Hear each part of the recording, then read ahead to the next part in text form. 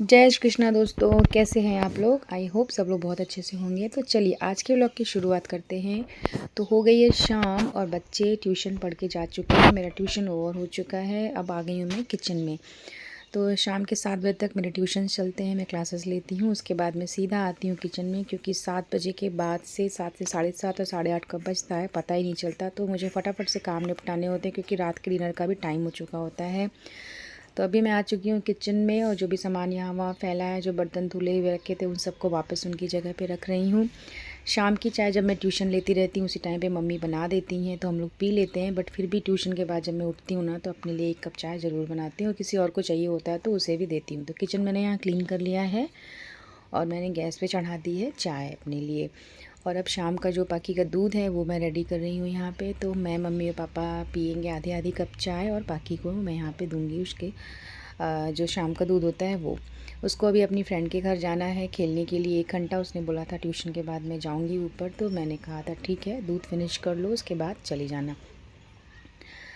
तो मेरा जो रूटीन है दिन का वो ऐसे ही चलता है। सुबह के काम 12 साढ़े 12 बजे तक फिनिश होते हैं। उसके बाद मैं थोड़ा रेस्ट करती हूँ दोपहर में। शाम को फिर क्लासेस होती हैं मेरी, और उसके बाद शाम की क्लासेस के बाद से मेरा जो शाम का रूटीन है वो स्टार्ट हो जाता है। तो चलिए, यहाँ पे मेरी चाय बन के रेडी हो गई है।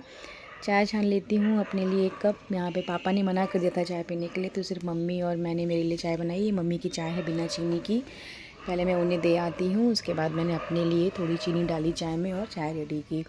चाय पीने के बाद सीधा आई बेडरूम में। बाकी की चोटी करनी थी, क्योंकि जिस दिन वो शैम्पू करती है वो सुबह से शाम तक बाल ऐसे ही खोल के घूमती है, तो बाल एकदम से उलझ जाते हैं।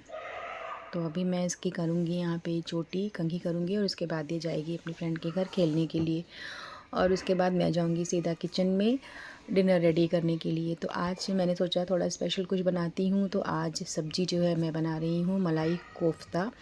तो उसकी रेसिपी आपके साथ शेयर करूँगी, तो वीडियो में बने रहिए। मलाई कोफ्ते की रेसिपी अगर आपको भी देखनी हो कि मलाई कोफ्ते कैसे बनाने हैं इजी वे में, बहुत ही सिंपल तरीके से, तो मैं आपके साथ वो रेसिपी शेयर करूँगी अभी थोड़ी देर में। तो बाकी की चोटी यहाँ पे मैंने कर दी है। मैंने शाम को अपने भी बाल बना लिए, और ये कैमरे के आगे जब मैं ध्यान नहीं देती हूँ ना, तो ये कुछ ना कुछ करती रहती है। और टैब में इसका राधा कृष्णा यहाँ चल रहा है। ये राधा कृष्णा सीरियल जो है वो देखती रहती है हमेशा।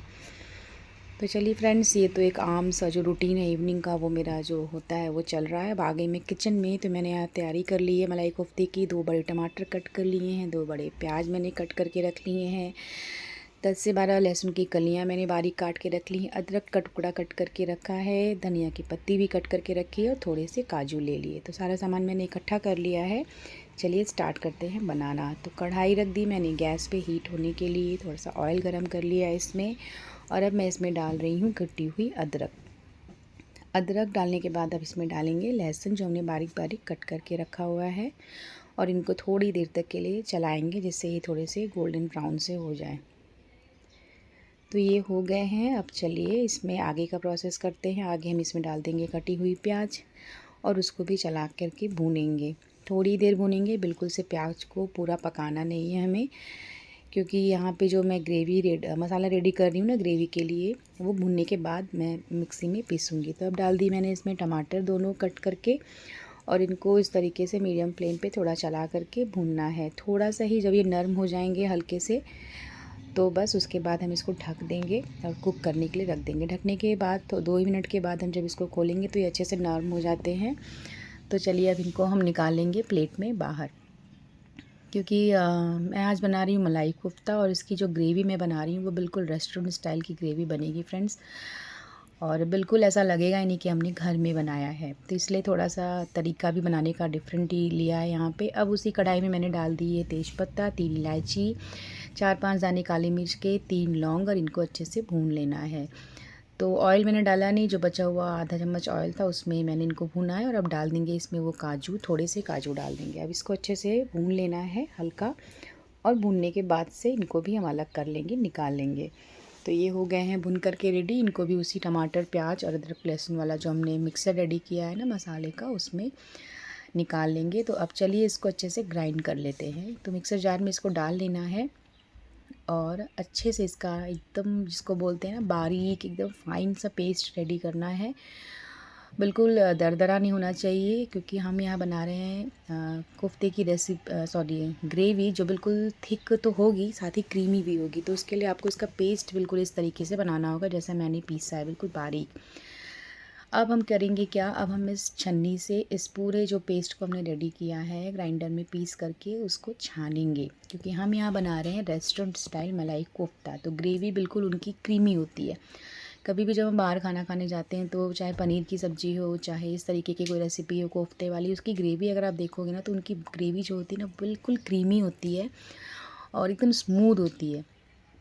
तो आज मैंने भी वही सोचा है, तो चलो उसी स्टाइल से बनाती हूँ। तो बस अब ये पूरा जो हमने मिक्सचर रेडी किया था इसको अच्छे से दबा दबा के छन्नी से आपको छान के अलग कर लेना। तो उससे जो टमाटर के छिलके हैं, जो खड़े मसाले के छिलके विलके रह जाते हैं, वो सब अलग हो जाते हैं और हमें जो नीचे ग्रेवी मिलती है वो बिल्कुल थिक और स्मूथ और एकदम क्रीमी सी मिलती है। तो देखिए ग्रेवी यहाँ पे जो मसाले ग्रेवी बनाने के लिए जो मसाला हमने रेडी किया वो बिल्कुल अलग रेडी हो गया। तो अब रेडी कर लेते हैं हम कोफ्ते। कोफ्ते के लिए मैंने यहाँ 4 बॉइल्ड आलू लिए हैं, इनको अच्छे से मैश कर लेना है। और अब इसमें हम ग्रेट करेंगे पनीर। पनीर भी मैंने घर में ही निकाला है, तो जितना मुझे बनाना है कोफ्ता उस हिसाब से मैंने थोड़ा ही पनीर रेडी किया है। आप अपने अकॉर्डिंगली क्वांटिटी ज़्यादा या कम कर सकते। तो इसको अच्छे से कद्दूकस से ग्रेट कर लेना है आलू में। मैंने यहाँ अच्छे से बारीक ग्रेट कर लिया है इसको। तो अब चलिए मिक्सचर रेडी करते हैं कोफ्ते बनाने का। तो अब इसमें हम ऐड करेंगे 1 छोटा चम्मच गरम मसाला, 1 छोटी चम्मच लाल मिर्ची पाउडर और अब हम इसमें ऐड कर देंगे थोड़ा सा नमक। नमक ना फ्रेंड्स मैंने कॉमन नमक लेना बंद कर दिया, अब मैं यूज़ करती हूँ सेंधा नमक रोज़ के खाने के लिए भी। तो बस धनिया की पत्ती डालनी है आपको और मिक्सचर को अच्छे से रेडी करने लास्ट में ऐड करेंगे हम इसमें 1 चम्मच कॉर्नफ्लोर, तो इसकी बाइंडिंग के लिए। तो इस तरीके से एक अच्छा सा डो आपको सब कुछ मिला करके रेडी कर लेना है कोफ्तों के लिए। तो डो देखिए मेरा यहाँ हो गया है रेडी। चलिए कढ़ाई मैंने फिर से गैस पे रख दी है, ऑयल रख दिया है हीट होने के लिए और अब हम बना लेते हैं छोटे छोटे से कोफ्ते। तो इसके लिए मैंने यहाँ यूज़ किया है कॉर्नफ्लोर। तो छोटी छोटी सी लोइयाँ बनानी है आपको इस तरीके से हाथ के बीच में ले करके, जैसे मैं बना रही हूँ। और उसको उसके बाद से फ्लैट कर लेना है थोड़ा सा दबा करके। इस तरीके से आप दबा के इसको फ्लैट कर लीजिए और इसमें बीच में हम डाल देंगे थोड़े से काजू के टुकड़े। और उसके बाद वापस से इसको दबा करके दोनों साइड से हम फिर से दबा के प्रेस करके और एकदम गोल गोल सी गोलियाँ ऐसे बना लेंगे। तो इस तरीके से आपको सारा जो आपने रेडी किया है ये डो, इसके ढेर सारे इस तरीके से छोटे छोटे कोफ्ते बना के रख लेंगे। तो चलिए मैं सारे बना लेती हूँ फिर आपको दिखाती हूँ। तो फ्रेंड्स ये देखिए मेरे सारे जो कोफ्ते हैं मैंने यहाँ पे रेडी कर लिए हैं। तो अब टाइम आता है इनको फ्राई करने का। तो फ्राई करने के लिए आप एक एक कोफ्ते को इस तरीके से उठाइए और कॉर्नफ्लोर जो है, जो कॉर्न स्टार्च है, उसमें अच्छे से आपको रोल रोल करके घुमाना है इसको। और घुमाने के बाद से ताकि हर तरफ से कॉर्न जो स्टार्च है वो लग जाए और हाथ से इस तरीके से जो एक्स्ट्रा स्टार्च है ना वो निकाल देना है कॉर्नफ्लोर का। और फिर इन गोलियों को, इन छोटी छोटी बॉल्स जो हमने बना के रखी हैं, इनको गर्म ऑयल में इस तरीके से डाल के फ्राई कर लेना है आपको। हीट कर लीजिएगा ऑयल को अच्छे से और उसके बाद मीडियम कर दीजिएगा फ्लेम को। और फिर इसको अंदर से कुक होने के लिए थोड़ा मीडियम फ्लेम पे हम देर तक इसको डीप फ्राई करेंगे। तो देखिए यहाँ पे ये अच्छे से गोल्डन ब्राउन होने लगे हैं। तो बस जैसे ये गोल्डन ब्राउन होना स्टार्ट हो जाए तो जैसे जैसे ये पकते जाते हैं इनको हम निकालते जाएंगे, क्योंकि ये डालते भी हम एक साथ नहीं है ना। तो जैसे जैसे जो रेडी होते जाते हैं वो निकाल लेते हैं। तो चलिए बाकी जो बची हुई बॉल्स हैं उनको भी डाल देती हूँ फ्राई करने के लिए, वो भी डीप फ्राई हो जाएंगी। तो उनको भी मैं एक साथ ही निकाल करके अलग कर लूँगी। तो देखिए फ्रेंड्स यहाँ पे मेरे सारे जो कोफ्ते हैं उनकी बॉल्स जो हो गई हैं एकदम से अच्छे से कुक हो गई हैं अंदर से। अब सारों को मैं यहाँ पर अलग करके निकाल के अलग रख लेती हूँ। ऑयल मैं बहुत कम डालती हूँ सब्ज़ी में आजकल, तो बस ये जितना डीप फ्राई हो रहा है यहाँ पे उतना ही ऑयल यूज़ हो रहा है। बाकी तो जब मैं ग्रेवी लगाऊंगी तो मैं ऑयल बहुत कम यूज़ करूँगी। तो मैंने कढ़ाई में डाल दिया 1 चम्मच तेल, हींग का तड़का लगाया और उसमें जो हमने मिक्सचर रेडी किया था ना मसालों का ग्रेवी के लिए, वो सारा अब यहाँ पर आपको डाल देना। अब इस मिक्सचर को अच्छे से आपको चला चला के भूनना है। ये प्रोसेस यहाँ थोड़ा सा ध्यान देने वाला है कि आपकी जो गैस की फ्लेम है वो बिल्कुल फुल नहीं होनी चाहिए, मीडियम फ्लेम पे ही आपको इसको कुक करना है। और अच्छे से तब तक पकाना है जब तक ये तेल ना छोड़ने लगे। अब हम इसमें ऐड करेंगे ड्राइड मसाले, लाल मिर्ची पाउडर डाला है मैंने, थोड़ी सी हल्दी पाउडर डाली है और 1 चम्मच फिर से गरम मसाला डाल दिया। बाकी जो मसाले हमने डाले थे इसमें वो सब तो हमारे मिक्सचर में ऐड ही थे, खड़े मसाले। अब फिर से इसको चलाना है, चला के अच्छे से हर तरफ से भून लेना। आप अगर चाहो तो मैं यहाँ पे एक टिप देना चाहूँगी, मसालों को जब भी आप भूनिए ना तो इस तरीके का जो स्पैचुला है जो मैं यूज़ कर रही हूँ, ये ब्लू कलर का, इसी तरीके का यूज़ करिए। उससे क्या होता है जो साइड साइड में कढ़ाई में या कुकर में मसाले चिपक जाते हैं ना, वो इससे बड़ी आसानी से निकल जाते हैं।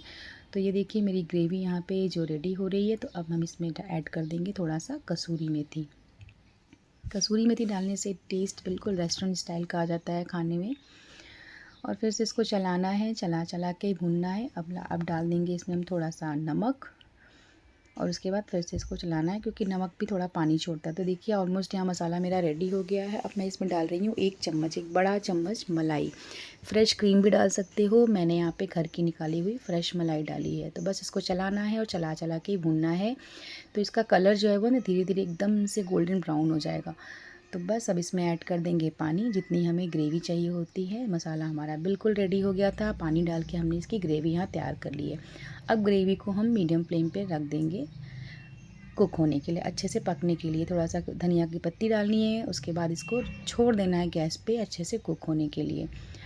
तो जब तक ये अच्छे से कुक हो जाएगी थोड़ी देर में, उसके बाद हम इसमें एक चीज़ और मैं यहाँ बताना चाहूँगी फ्रेंड्स, कि जो बॉल्स हमने रेडी किए हैं ना मलाई कोफ्ते की, वो हम इसमें डालेंगे नहीं, हमें ग्रेवी अलग से रेडी करनी है, कुक करनी है। तो ग्रेवी देखें यहाँ पे बिल्कुल थिक क्रीमी और यम्मी सी ग्रेवी रेस्टोरेंट स्टाइल की रेडी होगी। तो चलिए आप सर्विंग कर लेते हैं। सर्व करने के लिए आपको बोल लेना है, जब खाना हो तभी आप इसको सर्व करिए।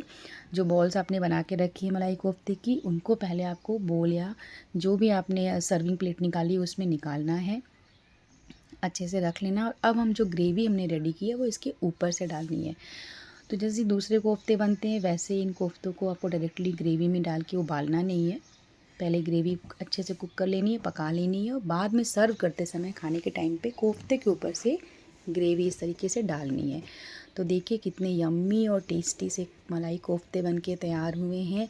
हरी धनिया से इसको गार्निश करिए और सर्व करिए, बनाइए। बहुत ही इजी है लेकिन बहुत ही टेस्टी और बहुत ही यम्मी रेसिपी है ये। तो आज का ब्लॉग यही था फ्रेंड्स, अगर अच्छा लगा हो तो लाइक ज़रूर करिएगा। चैनल पे फर्स्ट टाइम विज़िट कर रहे हैं तो चैनल को सब्सक्राइब भी ज़रूर करिएगा। फिर मिलती हूँ किसी दूसरे ब्लॉग में आपसे, क्रिएटिव लाइफ विद कीर्ति में। तब तक के लिए अपना ख्याल रखिए। राधे राधे दोस्तों।